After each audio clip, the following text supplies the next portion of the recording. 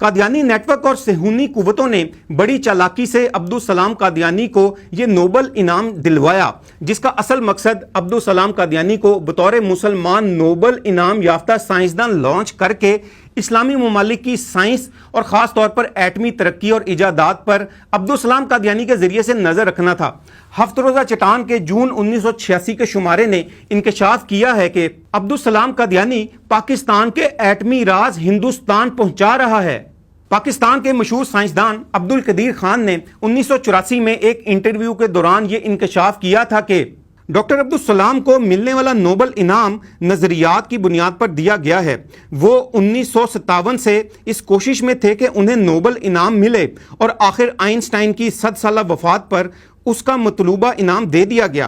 دراصل قادیانیوں کا اسرائیل میں باقاعدہ مشن ہے جو ایک عرصے سے کام کر رہا ہے۔